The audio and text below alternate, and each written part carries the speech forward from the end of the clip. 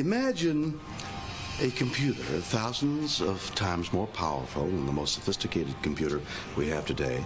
Now imagine that computer being small enough to hold in one hand. Impossible? Not if you regard the human brain as a computer. Now, take a superior humanoid brain. What capabilities would it have? How much knowledge could it hold? Consider the many facets involved in thinking and research, medicine, technology, and science. Perhaps it could run a city, monitor and control electricity, water, traffic, gas, all the resources needed to keep a metropolis alive, much as it keeps a body alive. Let's dissect Spock's brain. I'll tell you the truth, I don't have any favorites. I love them all, even Spock's brain, which is possibly the worst one we ever made.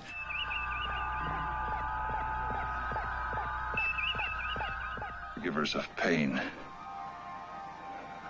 and delight. Spock's brain? Yeah. I think was an interesting idea. The idea that there was a value there. The title tells us that we're on to something that has to do with supposedly something special. But there is no mind.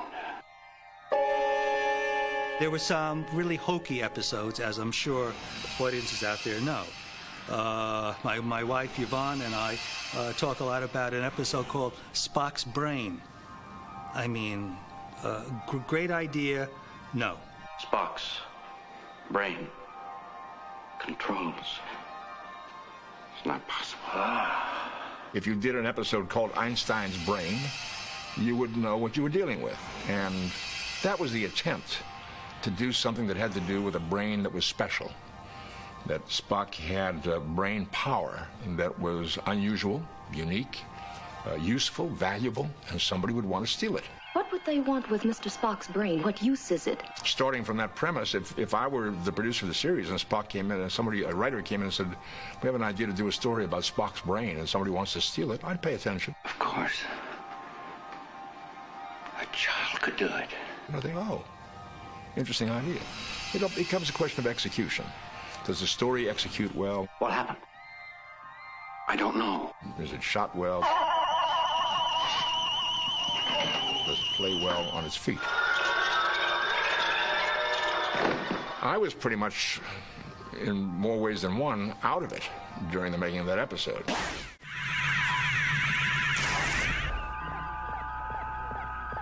Not a magician, Spock. Just an old country doctor. Yes. As I always suspected. I had him pegged as part of the audience, more or less. In other words, I felt that McCoy, he was this very humanistic human being who is actually alive in this bizarre world all around him. And he is being like the audience, like, oh my God, did you see that? What in blazes is this? And I kind of became the catalyst in the group, and the trio. To coin a phrase. Fascinating. And as a result, it turned out that I enjoyed doing the role very much. I had my doubts about it in the beginning. I don't know how much longer I'm going to be able to stand this.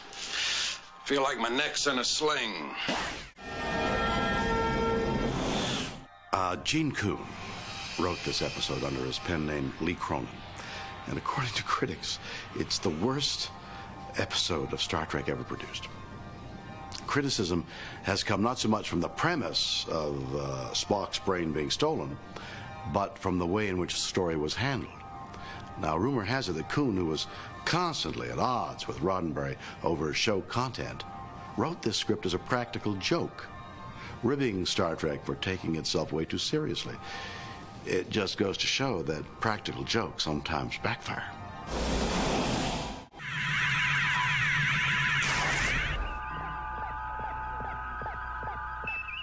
Spock, is that you? Where are you, Spock? Mr. Spock, where are you?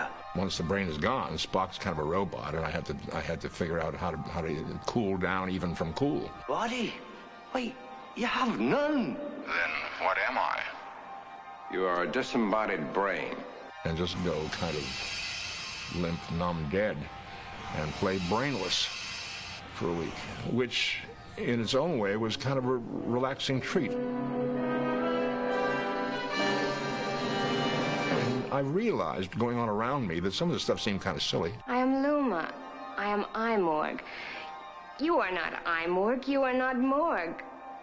What are you? Jim, it's no use. But there wasn't much of a contribution I could make because I wasn't a participant. I was passive through most of the episode. And not much I could do about what was going on, and what we ended up with was an episode that was kind of a no-brainer. Brain and brain. What is brain? Not our best.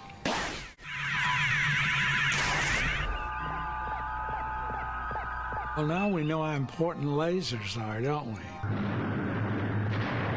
Everybody laughed about my salt and pepper shakers. Those were lasers. They really weren't salt and pepper shakers. They did look like it. A lot of them are dead. The readout on the beds in the sick bay was far out then. Now then you can go into any hospital and find that type of thing. This man should be getting stronger. That's come to pass, and so has the needle that everyone laughed about. The air pressure needle is in use now with diabetics. I can compensate for the atmosphere and the temperature with this.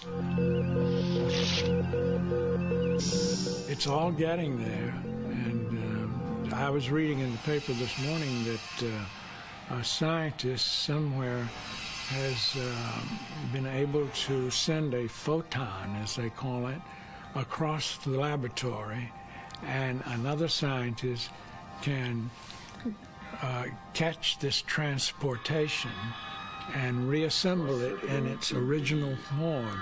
Crazy way to travel, spreading a man's molecules all over the universe. And on the top, it's in the Valley paper today, in the L.A. Weekly thing. It says, it's science, but beam us up again, Scotty. Well, thank goodness the Enterprise was able to retrieve Mr. Spock with brain intact.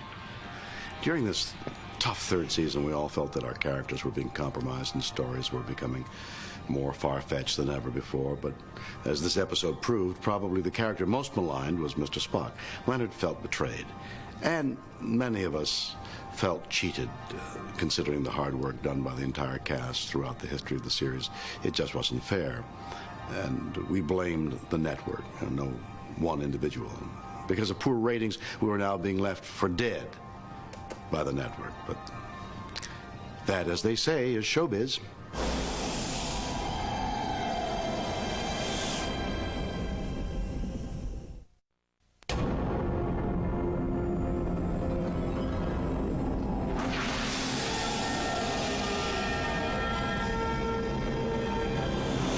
Spock's Brain.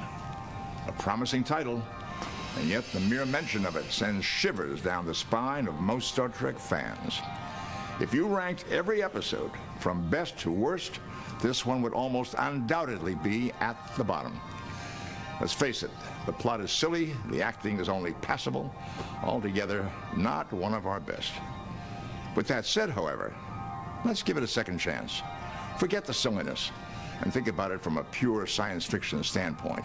It's time we all took a fresh look at Spock's Brain. Are you still keeping an open mind? No pun intended. Well, silly plot aside, there are some interesting scientific possibilities in Spock's brain. Is it possible for a brain, disembodied or not, to directly affect the outside world? Scientists have shown how the electrical output of the brain can be used to run a small model train. But aside from pure electrical current, it's interesting to note some of the studies that have been done with regard to the brain actually controlling, not just powering, the outside world. Using a technique known as biofeedback, subjects have learned how to turn lights on and off by changing the alpha wave output of their brains. Now take that a step further. If you were to extrapolate this into the theory that the more powerful the brain, the more powerful the output, what would a truly superior brain, like Spock's, for instance, be able to do? Just something to think about. I guess I should be flattered that Spock's brain was so desirable that someone would want to steal it. Thankfully, my own brain was given a respite during the week that this episode was shot.